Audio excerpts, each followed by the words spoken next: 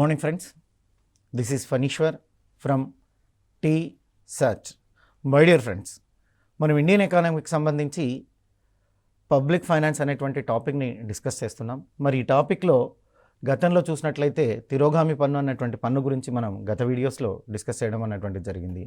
మరి ఈ వీడియోలో చూసినట్లయితే డిగ్రెసివ్ పన్ను అంటున్నారు. సో డిగ్రెసివ్ పన్ను అంటే ఏంటి అన్నటువంటి డిగ్రెసివ్ పన్నుని గురించి మనం తెలుసుకుందాం. ఇది పురోగామి పన్నుల విధానంలో అంతర్భాగంగా ఉంటుంది. ఈ డిగ్రెసివ్ పన్ను ఎక్కడ ఉంటుందయ్యా? పురోగామి విధానంలో, అంటే పురోగామి పన్నుల విధానం ఏదైతే ఉంటుందో దాంట్లో ఇన్నర్గా ఉంటుంది, అంటే అంతర్భాగంగా ఉంటుంది. ఈ డిగ్రెసివ్ ట్యాక్స్ అనేది సపరేట్గా ఏముండదండి. ఈ డిగ్రెసివ్ ట్యాక్స్ ఎలా ఉంటుంది? ద పార్ట్ ఆఫ్ ది ఏదైతే మనము తిరోగామి పన్ను గురించి మనం మాట్లాడుకుంటున్నామో ఆ తిరోగామి పన్నులో భాగంగా ఉంటుంది. ఇక ఆదాయం పెరిగే కొద్దీ పన్ను రేటు ఒక స్థాయి వరకు పెరిగి ఆ తర్వాత స్థిరంగా ఉంటుంది. ఈ పన్నులో ఎలా ఉంటుందంటే ఆదాయం పెరిగే కొద్దీ పన్ను రేటు పెరుగుతుంది. ఎంతవరకు పెరుగుతుంది? ఎంతో కొంత మొత్తం పెరుగుతుంది, ఒక స్థాయి వరకు పెరుగుతుంది. ఒక స్థాయి వరకు పెరిగిన తర్వాత ఇంకా ఆ తర్వాత పెరగకుండా స్థిరంగా ఉంటుంది. అంటే ఆదాయాన్ని ఆధారంగా చేసుకునే పన్ను పెంచడం అన్నటువంటి జరుగుతుంది.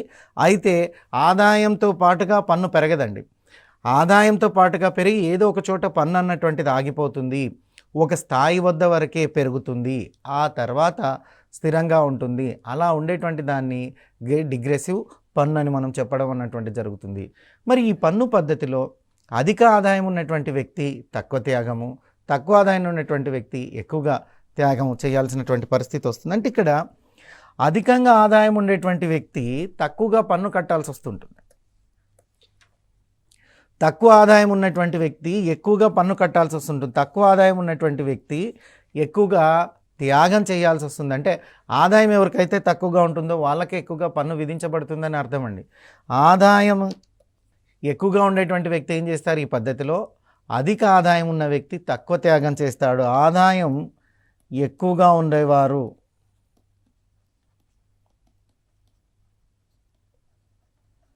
తక్కువ పన్ను కట్టడం జరుగుతుందండి. తక్కువ పన్నును, ఆదాయం తక్కువగా ఉండేటువంటి వారు ఎక్కువ పన్నును కట్టాల్సి వస్తుంది. తక్కువ ఆదాయం ఉన్నటువంటి వారు ఎక్కువగా పన్నును, ఆదాయం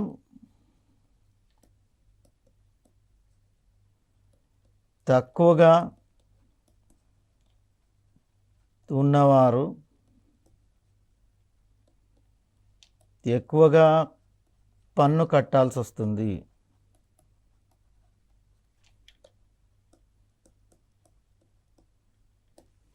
సో ఇది అంటే ఈ పన్నులో ఉండేటువంటిది ఏంటంటే ఈ పద్ధతిలో అధిక ఆదాయం ఉండేటువంటి వ్యక్తులు తక్కువగా త్యాగం చేయాల్సి వస్తుంది. ఇక్కడ తక్కువగా త్యాగం చేయాల్సి వస్తుందంటే అర్థం ఏంటంటే తక్కువగా పన్ను చెల్లించాల్సి వస్తుంది అని. అదేవిధంగా తక్కువ ఆదాయం ఉన్నటువంటి వ్యక్తులు ఎక్కువ పన్నులు చెల్లించాల్సి వస్తుంటుంది. ఇక ఆదాయం పెరిగినంత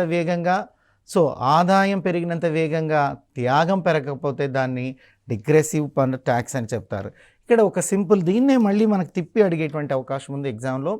ఆ తిప్పి ఎలా అడుగుతున్నారయ్యా అంటే ఆదాయం పెరిగినంత వేగంగా త్యాగం పెరగకపోతే దాన్ని ఏమంటున్నారు?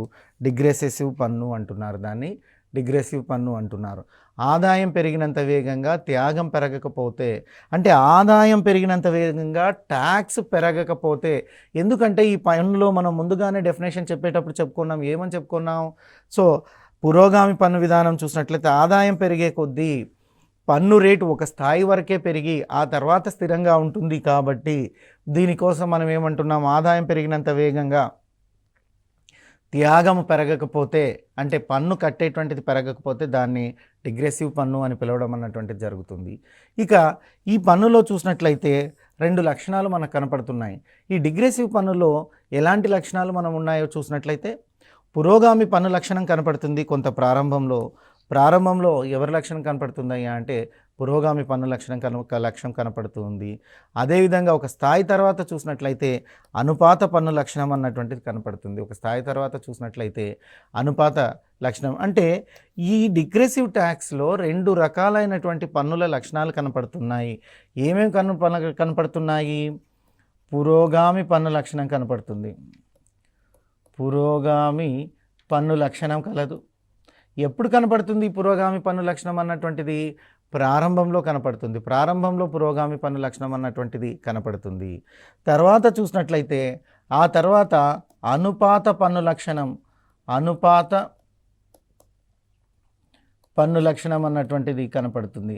అంటే రెండు కూడా ఉన్నాయి. పురోగామి పన్ను లక్షణం ఉంది, ఇందులో అనుపాత పన్ను లక్షణం ఉంది. రెండు పన్ను లక్షణాలు ఉంటాయి డిగ్రెసివ్ పన్నులో. అభ్యర్థులు గుర్తుపెట్టుకోవాలి, డిగ్రెసివ్ ట్యాక్స్లో రెండు లక్షణాలు కనిపిస్తాయి.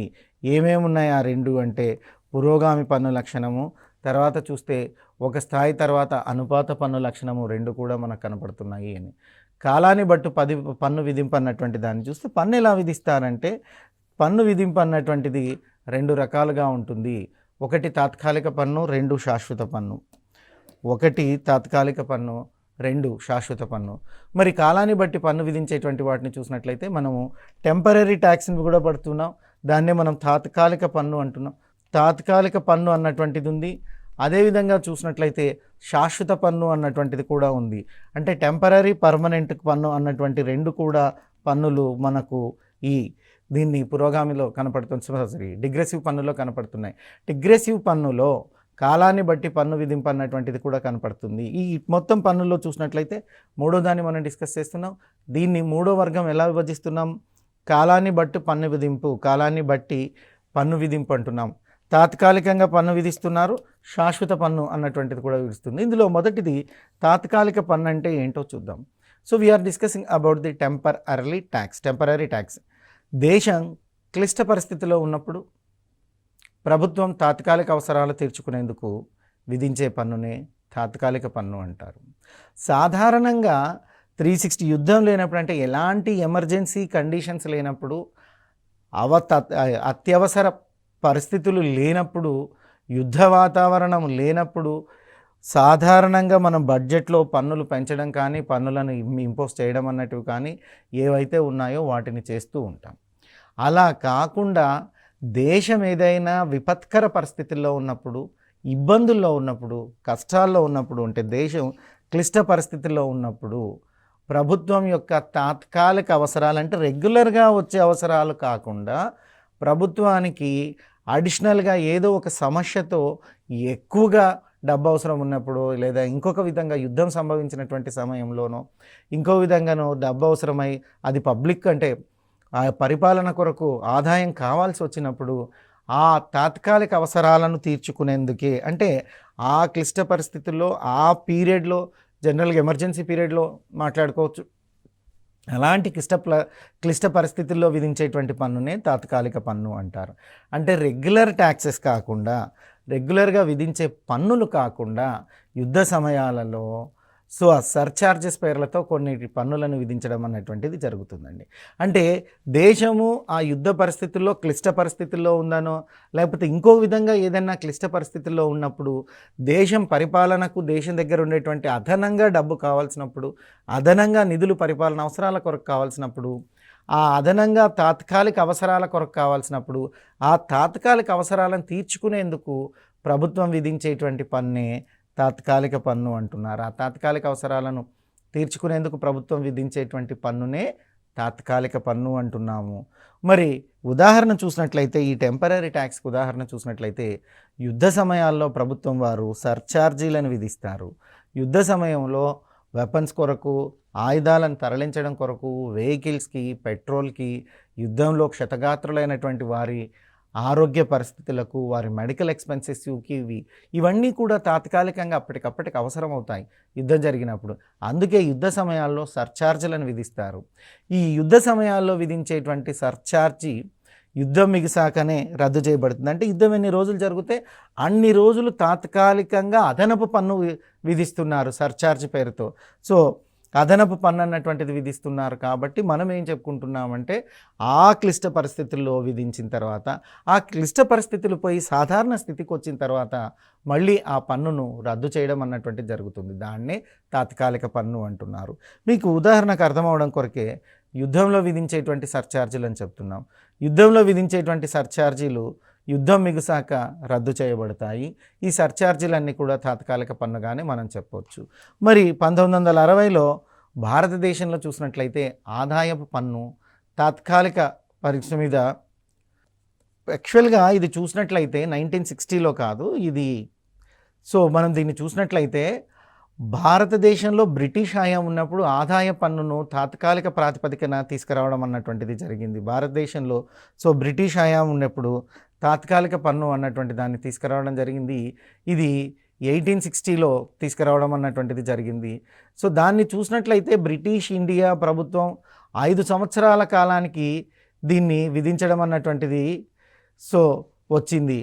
మరి 1857 తిరుగుబాటును అనుసరించి ఈ తిరుగుబాటు సమయం తర్వాత మనం దీంట్లో ఏదైనా ఈ తిరుగుబాటు ఇచ్చినటువంటి కాలానికి విధించినటువంటి దానివల్ల 60లో భారత ప్రభుత్వం ఏం చేసింది, భారత్లో ఆదాయపు పన్ను తాత్కాలిక ప్రాతిపదికమైన బ్రిటిష్ ఇండియా ప్రభుత్వం 5 సంవత్సరాల కాలానికి విధించడం అన్నటువంటిది జరిగింది. 5 సంవత్సరాల కాలానికి విధించడం అన్నటువంటిది జరిగింది బ్రిటిష్ ప్రభుత్వం. ఈ 1860లోనే ఎందుకు విధించాల్సి వచ్చిందయ్యా అంటే 1857 తిరుగుబాటు ఇంపాక్ట్ అది. అంటే 1857 తిరుగుబాటు వలన దేశంలో జరిగినటువంటి నష్టాన్ని ఇతరత్రాలని దానికోసం బ్రిటిష్ ప్రభుత్వం ఏం చేసిందయ్యా అంటే తాత్కాలిక ప్రాతిపదికన 5 సంవత్సరాల కాలానికి ఆదాయ పన్నును తీసుకొచ్చిందండి. అంటే income tax introduce for the 5 years in temporary తాత్కాలిక ప్రాతిపదికన కేవలం 5 సంవత్సరాల కాలానికే విధించడం అన్నటువంటిది జరిగింది. ఇక రెండో పన్ను గురించి మనం డిస్కస్ చేద్దాం. ఈ రెండో పన్ను ఏంటయ్యా అంటే శాశ్వత పన్ను. రెండో పన్ను ఏంటయ్యా అంటే ఈ శాశ్వత పన్ను. ఈ పన్ను శాశ్వత ప్రాతిపదికపైనే విధించేటువంటి పన్ను. దీన్ని ఎలా విధిస్తారయ్యా అంటే శాశ్వత ప్రాతిపదిక పైన విధించేటువంటి పన్నునే శాశ్వత పన్ను అంటారు. ఇది మన పన్ను రెగ్యులర్గా వచ్చేటువంటి పన్నులండి. రెగ్యులర్గా ప్రభుత్వం విధించేటువంటి పన్నులన్నీ కూడా శాశ్వత పన్నులే. క్లిష్ట పరిస్థితిలో ఉన్నప్పుడు, ఎమర్జెన్సీ సమయాలలో, దేశం విపత్కర పరిస్థితుల్లో తాత్కాలికంగా కొన్ని పన్నులను అప్పటి అవసరాల కొరకు విధిస్తే వాటిని మనము తాత్కాలిక పన్నులు అంటున్నాం. కానీ శాశ్వత పన్నులు అన్నటువంటివి రెగ్యులర్ బేస్ మీద విధించబడతాయి. శాశ్వత పన్ను అన్నటువంటిది శాశ్వత ప్రాతిపదికపైనే విధించేటువంటి పన్ను. శాశ్వత ప్రాతిపదికపైనే విధించేటువంటి పన్ను. మరి ఈ శాశ్వత పన్నుకు భారతదేశంలో ఉదాహరణలుగా వేటిని చెప్తున్నారయ్యా అంటే సేల్స్ ట్యాక్స్ అమ్మకపు పన్ను, ఇన్కమ్ ట్యాక్స్ ఆదాయం పన్ను. ఇవి రెండు చూసినట్లయితే శాశ్వత పన్నులకు ఉదాహరణగా చెప్తున్నారు. అంటే పర్మనెంట్ ట్యాక్స్ ఏవైతే ఉన్నాయో ఆ పర్మనెంట్ ట్యాక్స్కి వీటిని మనం ఎగ్జాంపుల్గా చెప్తున్నాం. దేన్ని ఎగ్జాంపుల్గా చెప్తున్నామయ్యా అంటే అమ్మకపు పన్ను, ఆదాయపు పన్ను. దేనికి ఉదాహరణలు శాశ్వతం. ఇక్కడ ఒక గమనికని మనం గుర్తుపెట్టుకోవాలి. భారతదేశంలో ఆదాయపు పన్ను 1886లో పునఃప్రవేశపెట్టినప్పటి నుండి ఇప్పటి వరకు విధించబడుతూనే ఉంది. మరి అక్కడ చూసాం 1860వ సంవత్సరంలో 1860లో తీసుకొచ్చారు. 5 సంవత్సరాల కాలానికి తాత్కాలిక ప్రాతిపదికన తీసుకొచ్చారు ఆదాయ పన్నును. మరి ఆ తర్వాత చూసినట్లయితే ఆ 5 సంవత్సరాలు అయిపోయిన తర్వాత 1886 నుంచి ఇప్పటి వరకు పర్మనెంట్గా ఆదాయ పన్నును అన్నటువంటి దాన్ని భారతదేశంలో విధిస్తూనే వస్తున్నారు. సో విధిస్తూ వస్తూనే ఉన్నారు. ఎప్పటి నుంచి విధిస్తున్నారయ్యా అంటే 1886 నుంచి ఆదాయ పన్నును విధిస్తూనే ఉన్నారు. ఆదాయ పన్ను అన్నటువంటిది విధించడం జరుగుతూనే ఉంది. ఎప్పటి నుంచి విధిస్తున్నారు? 1886 నుంచి 1886 నుంచి 1886 నుంచి కూడా ఆదాయ పన్ను అన్నటువంటిది. సో అప్పటి నుంచి అంటే ఇది మొదటగా దీన్ని ఇంపోజ్ చేసినప్పుడు 5 yearsకి మాత్రమే ఉంది. ఆ తర్వాత స్టాప్ చేశారండి. ఆ తర్వాత 1886 నుంచి పునఃప్రవేశపెట్టి తిరిగి ప్రవేశపెట్టిన తర్వాత నుంచి ఇప్పటి వరకు కూడా శాశ్వత ప్రతిపాదికననే ఆదాయ పన్ను అన్నటువంటిది వసూలు చేయబడుతుంది. సో అందుకోసమే ఆదాయ పన్నుని మనం పర్మనెంట్ ట్యాక్స్కి ఎగ్జాంపుల్గా చెప్తున్నాం. శాశ్వత పన్ను అన్నటువంటి పన్నుకు ఉదాహరణగా చెప్తున్నాం. ఇక తర్వాత 4వది చూసినట్లయితే పన్ను విధించడాన్ని ఆధారంగా చేసుకొని పన్నులను విభజిస్తారు. పన్ను విధింపు ఆధారంగా కూడా 2 రకాలైనటువంటి పన్నులు అన్నటువంటి ఉన్నాయి. పన్ను విధింపు ఆధారంగా 2 రకాలైనటువంటి పన్నులు ఉన్నాయి. పన్ను విధింపు ఆధారంగా 2 రకాలైనటువంటి పన్నులు ఉన్నాయి. అవి ఏంటంటే అడ్వారం ట్యాక్స్ అంటున్నారు. Ad valorem tax and specific tax. మూల్యానుగుణత అంటారు తెలుగులో దీన్ని. మూల్యానుగుణత పన్ను మరియు నిర్దిష్ట పన్ను. అయితే ఈ మూల్యానుగుత పన్ను అన్నటువంటిది ఎక్కువగా ఎగ్జామ్లో వాడట్లేదు. అడ్వలోరం ట్యాక్స్ అనేటువంటి పదమే వాడుతున్నారు. అడ్వలోరం ట్యాక్స్ అంటున్నారు. ఈ అడ్వలోరం ట్యాక్స్ని తెలుగులో మూల్యానుగత పన్ను అని పిలుస్తున్నారు. ఇక రెండవ తీస్తే స్పెసిఫిక్ ట్యాక్స్. ఈ రెండో దాన్ని నిర్దిష్ట పన్ను అని మనం పిలవడం జరుగుతుందండి. ఇక మొదటిది అడ్వలోరం ట్యాక్స్ గురించి మనం తెలుసుకుందాం. ఈ అడ్వలోరం ట్యాక్స్ చూసినట్లయితే ఇది ఎలా ఉందయ్యా అడ్వలోరం ట్యాక్స్ అన్నటువంటి దాన్ని చూసినట్లయితే ఈ రకం పన్ను వస్తు విలువను బట్టి విధించేటువంటి పన్ను అండి. అంటే ad valorem tax value of the good imposed on the value of good అంటారు. వస్తు విలువను బట్టి విధించేటువంటి పన్ను. అడ్వలోరం పన్నుని ఎలా విధిస్తారు? మూల్యానుగత పన్ను అనుగత పన్ను అంటున్నారు. దీన్ని అడ్వలోరం ట్యాక్స్. ఈ అడ్వలోరం ట్యాక్స్ని ఎలా ఇస్తున్నారయ్యా అంటే వస్తు విలువను బట్టి విధించే పన్ను. వస్తువు యొక్క విలువని బట్టి విధిస్తారు. వస్తు విలువను బట్టి విధించేటువంటి పన్నును ఏమని పిలుస్తున్నారయ్యా అంటే అడ్వలోరం ట్యాక్స్ అంటారు. కొన్ని వస్తువులపై ఎక్సైజ్ సుంకం పద్ధతిలో కూడా విధిస్తారు. అంటే కొన్ని గూడ్స్లో ఎక్సైజ్ సుంకం కూడా విధిస్తారు. ఈ ఎక్సైజ్ సుంకం పద్ధతిలో విధించేది కూడా అడ్వలోరం ట్యాక్స్ అనబడుతుంది. సో అడ్వలోరం ట్యాక్స్ని ఎక్సైజ్ సుంకం పద్ధతిలో కూడా దీన్ని ఇంకా ఎలా విధిస్తున్నారంట కొన్ని వస్తువులపైన ఎక్సైజ్ సుంకం పద్ధతిలో అడ్వలోరం ట్యాక్స్ విధించడం జరుగుతుంది. సో ఏ పద్ధతిలో విధిస్తున్నారయ్యా అంటే ఎక్సైజ్ సుంకం పేరుతో. సో అయితే అన్నిట్లో కాదు, కొన్ని పన్నుల్లో కొన్ని వస్తువులపైనే ఎక్సైజ్ సుంకం పేరుతో కూడా అడ్వలోరం ట్యాక్స్ అన్నటువంటిది విధించడం జరుగుతుంది. సాధారణంగా అడ్వలోరం ట్యాక్స్ ఎట్లా విధిస్తున్నారు? వస్తు విలువను బట్టి విధించేటువంటి పన్ను. వస్తు విలువను బట్టి విధించేటువంటి పన్ను అడ్వలోరం ట్యాక్స్. మరి దీన్ని ఏం చెప్తున్నారు? ఎక్సైజ్ సుంకముగా. మనం దీన్ని ఎక్సైజ్ సుంకముగా మాట్లాడుతున్నాం. ఇక దీని విలువ ఆధారిత పన్ను అని కూడా మనం చెప్తున్నాం. దీనిని ఏం చెప్తున్నామయ్యా అంటే విలువ ఆధారిత పన్ను అంటున్నాం. అంటే ఇక్కడ వస్తు విలువని బట్టి విధిస్తున్నారు కదా, అందుకే దీన్ని విలువ ఆధారిత పన్ను అంటున్నాం. Value added tax.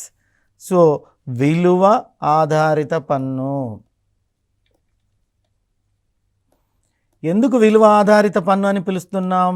పన్ను యొక్క విలువను ఆధారం చేసుకొని పన్ను, అంటే వస్తువు యొక్క విలువను ఆధారం చేసుకొని పన్ను విధించబడుతుంది కాబట్టి దాన్ని విలువ ఆధారిత పన్ను అని కూడా అంటున్నారండి. ఈ పన్ను వలన రాబడి ఎక్కువగా ఉంటుంది. ఈ పన్ను వలన రాబడి ఎక్కువగా ఉంటుంది. ఇది అడ్వలోరం ట్యాక్స్కి సంబంధించింది. Ad valorem tax. So ad valorem tax లేదా మూల్యానుగత పన్ను అంటున్నారు. ఈ మూల్యానుగత పన్నును ఎలా విధిస్తారయ్యా అంటే మొట్టమొదట మనం తెలుసుకోవాల్సిన పాయింట్ ఏంటంటే ఈ రకం పన్ను వస్తువు విలువను బట్టి విధించే పన్ను. వస్తువు యొక్క విలువను బట్టి విధించే పన్ను. ఇక రెండోది ఏంటంటే కొన్ని వస్తువులపైన ఎక్సైజ్ సుంకం పద్ధతిలో కూడా విధించడం జరుగుతుంది. కొన్ని వస్తువులపైన ఎక్సైజ్ సుంకం పద్ధతిలో కూడా విధించడం జరుగుతుంది. దీనిని విలువ ఆధారిత పన్ను అని కూడా పిలుస్తారు. ఎందుకంటే వస్తువు విలువను బట్టే విధిస్తున్నారు కాబట్టి విలువ ఆధారిత పన్ను అంటారు. ఈ పన్ను వలన రాబడి కూడా ఎక్కువగానే ఉంటుందండి. ఈ పన్ను వలన రాబడి కూడా ఎక్కువగా ఉండడం అన్నటువంటిది జరుగుతూ ఉంది. ఇక ధరలు పెరిగితే రాబడి కూడా పెరుగుతుంది. ధరలు పెరిగితే రాబడి కూడా పెరగడం అంటూ జరుగుతుంది. ధరలు పెరిగితే ఏం పెరుగుతుంది? రాబడి పెరుగుతుంది. ఎప్పుడైనా గుర్తుపెట్టుకోండి, ధరలు పెరిగినప్పుడు ఆటోమేటిక్గా రాబడి పెరుగుతుంది. సాధారణంగా వస్తువు విలువలో కొంత శాతాన్ని పన్నుగా విధిస్తారు. సాధారణంగా చూసినట్లయితే వస్తువు యొక్క విలువలో కొంత శాతాన్ని, ఫర్ ఎగ్జాంపుల్ వస్తువు యొక్క విలువ 100 రూపాయలు అనుకుందాం. ఈ 100లో 1%, 2% ఎంతో కొంత శాతాన్ని పన్నుగా విధిస్తారు. దేంట్లో నుంచి విధిస్తారు? వస్తువు విలువలో నుంచి విధిస్తారు. వస్తువు విలువలో నుంచి కొంత శాతాన్ని పన్నుగా విధించడం జరుగుతుంది. వస్తువు విలువలో నుంచి కొంత శాతాన్ని పన్నుగా విధించడం జరుగుతుంది. ఉదాహరణకు సేల్స్ ట్యాక్స్. సేల్స్ ట్యాక్స్ ఈ విధంగానే మనకు సేల్స్ ట్యాక్స్ని ఈ విధంగానే విధించడం అన్నటువంటిది జరుగుతుంది. మరి మన దేశంలో ఎక్కువ పన్నులు ఈ రకానికి చెందినటువంటి పన్నులే. ఈ దేశంలో ఎక్కువగా ఏ రకానికి చెందిన పన్నులు ఉన్నాయి అంటే అడ్వలోరం ట్యాక్సెసే ఉన్నాయి. శాశ్వత ప్రతిపాదికన ఇచ్చేటువంటి అడ్వలోరం ట్యాక్సెస్, అడ్వలోరం పన్నులే ఎక్కువగా ఉన్నాయి. సేల్స్ ట్యాక్స్ అనేది కూడా దీనికే ఒక ఉదాహరణగా చెప్పబడింది. మరి దీంట్లో చూసినట్లయితే సాధారణ వస్తు విలువలో కొంత శాతాన్ని, వస్తువు యొక్క విలువ, ఇది విలువ అంటే 100 రూపాయల వస్తువు యొక్క విలువ అంటే 1% లేదా 2% అట్లా ఎంతో కొంత శాతాన్ని పన్నుగా విధించడం అన్నటువంటిది జరుగుతుంది. పన్నుగా విధిస్తారు. ఎంతో కొంత శాతాన్ని పన్నుగా విధించడం అన్నటువంటిది జరుగుతుంది. ఇక రెండోది చూసినట్లయితే స్పెసిఫిక్ ట్యాక్స్, నిర్దిష్ట పన్ను. స్పెసిఫిక్ ట్యాక్స్, నిర్దిష్ట పన్ను. ఒక వస్తువు బరువును బట్టి కానీ లేదా దాని పరిమాణాన్ని బట్టి కానీ, ఒక వస్తువు బరువును బట్టి కానీ లేదా పరిమాణాన్ని బట్టి కానీ విధిస్తే అది నిర్దిష్టమైన పన్నుగా భావిస్తారు. ఒక వస్తువు యొక్క బరువుని బట్టి కానీ లేదా దాని పరిమాణాన్ని బట్టి కానీ విధిస్తే అది నిర్దిష్టమైన పన్నుగా భావిస్తారు.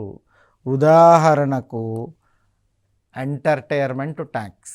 నిర్దిష్ట పన్నుకు entertainment tax is the best example. ఎలా అంటే ఒక వస్తువు యొక్క బరువుని బట్టి లేదా దాని పరిమాణాన్ని బట్టి ఎంతసేపు ఉంటుంది అన్నటువంటి దాన్ని బట్టి ఇస్తారు. సో ఆ పన్ను విధించడం అన్నటువంటిది జరుగుతుంది. దాన్ని నిర్దిష్ట పన్ను అంటారు. నిర్దిష్ట పన్నుకు ఉదాహరణ ఏంటంటే వినోదపు పన్ను. ఏదైతే ఎంటర్టైన్మెంట్ ట్యాక్స్ అని చెప్తున్నామో దాన్ని మనం నిర్దిష్ట పన్నుగా చెప్తున్నాం.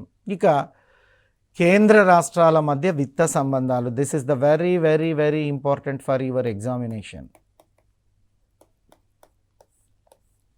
Very very very important for your examination. కేంద్ర రాష్ట్రాల మధ్య ఆర్థిక సంబంధాలు.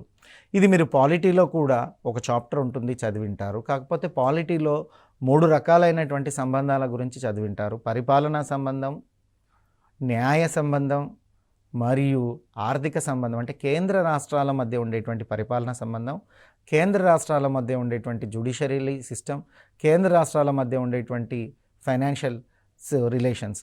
అయితే ఇక్కడ కేవలం మనం ఎకనామిక్ సబ్జెక్ట్ చదువుతున్నాం కాబట్టి కేంద్ర రాష్ట్రాల మధ్య ఉండేటువంటి విత్త సంబంధాలనే చదువుతాం. కేంద్ర రాష్ట్రాల మధ్య ఉండేటువంటి విత్త సంబంధాలను చదవడం అన్నటువంటిది ఈ టైంలో మనకు జరుగుతుంది ఈ కేంద్ర రాష్ట్రాల్లో. మరి గట్టు మారకపు రేటు దృష్ట్యా భారతదేశం ప్రపంచ దేశాల్లో 12వ స్థానంలోను, కొనుగోలు శక్తి దృష్ట్యా ప్రపంచ దేశాల్లో 4వ పెద్ద దేశంగా గుర్తించబడింది. అంటే గట్టు మారకపు రేటు దృష్ట్యా భారతదేశం చూసినట్లయితే 12వ స్థానంలో ఉంది. కొనుగోలు శక్తి చూసినట్లయితే మనం 4వ స్థానంలో ఉంది. అంటే పర్చేసింగ్ పవర్ ప్రయారిటీ అంటారు. పర్చేసింగ్ పవర్ ప్రయారిటీ, PPP, కొనుగోలు శక్తి.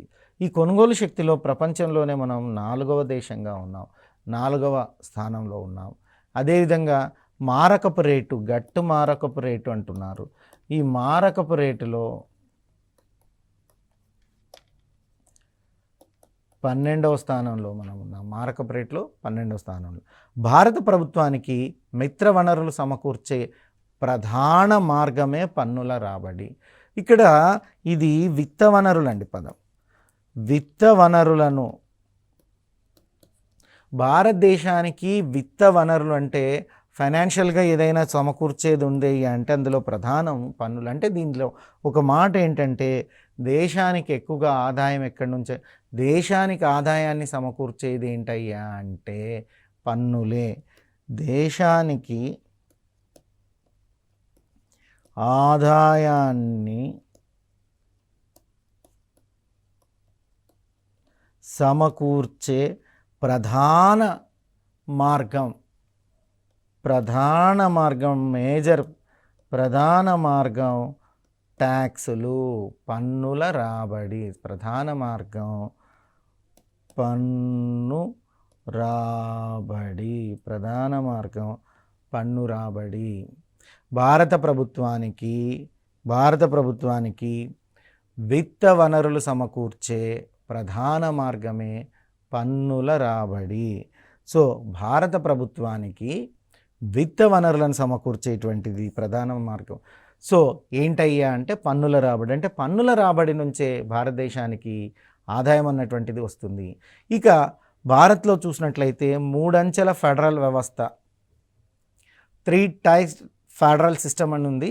ఈ 3 టైర్ ఫెడరల్ సిస్టంలో మనం ఏం చేస్తున్నాం, కేంద్ర ప్రభుత్వము ఇది ఒక టైర్, ఒక అంచె, రాష్ట్ర ప్రభుత్వము ఇది రెండవ అంచె, స్థానిక ప్రభుత్వము అంటున్నాము, ఇది థర్డ్ టైర్ స్థానిక ప్రభుత్వం. ఈ 3 ప్రభుత్వాలను మనము ఫెడరల్ 3 అంచెల ఫెడరల్ వ్యవస్థ అంటాం.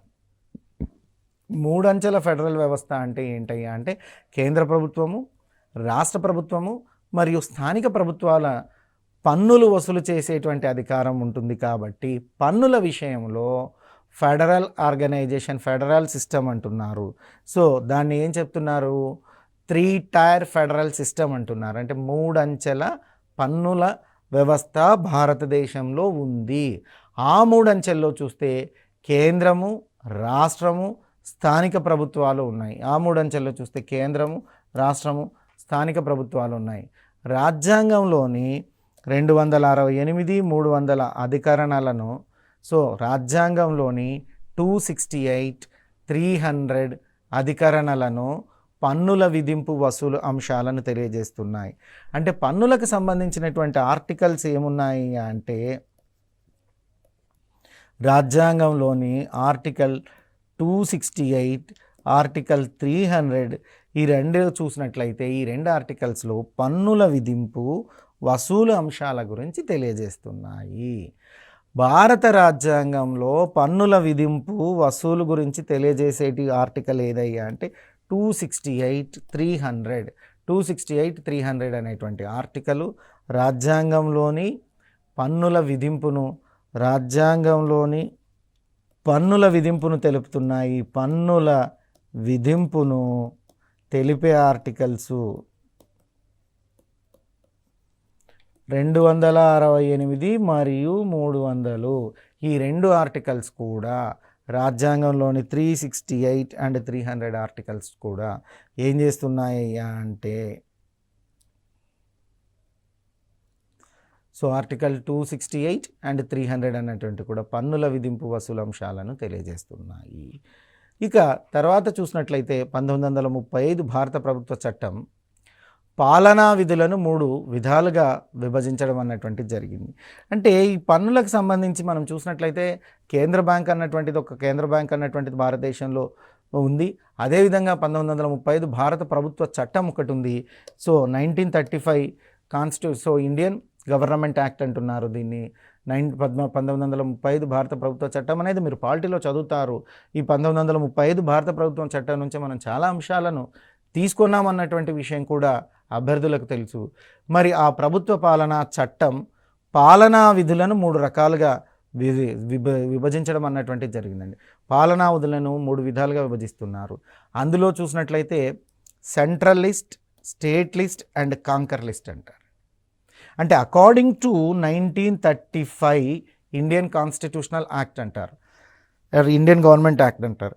ఈ ఇండియన్ గవర్నమెంట్ యాక్ట్ ప్రభుత్వ చట్టం, భారత ప్రభుత్వ చట్టం చ అంటున్నారు. దీని ప్రకారం చూసినట్లయితే పాలనా విధానం కొరకు కేంద్ర జాబితా, రాష్ట్ర జాబితా మరియు ఉమ్మడి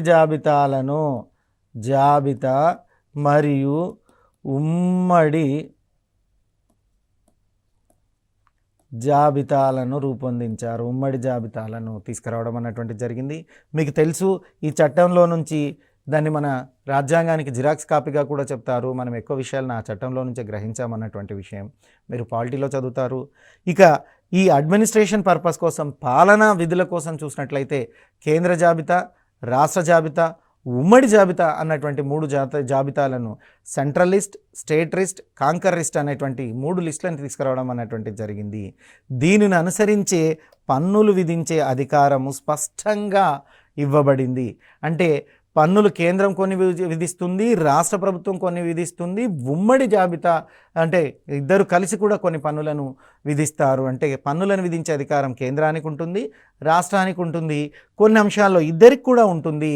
అది 1935 యాక్ట్ నుంచే మనం తీసుకుంటున్నాం. Okay my dear friends, 1935 act తర్వాత వచ్చేటువంటి థింగ్స్ని మనం నెక్స్ట్ ఎపిసోడ్లో చూద్దాం. 7th షెడ్యూల్ గురించి మనం మాట్లాడాలి. 7th షెడ్యూల్లో ట్యాక్సెస్ ఎలా ఉన్నాయి అన్నటువంటి దాన్ని we're seeing the next episode. Thank you. మీ ఫనీశ్వర్ సార్ ఫ్రమ్ TSAT.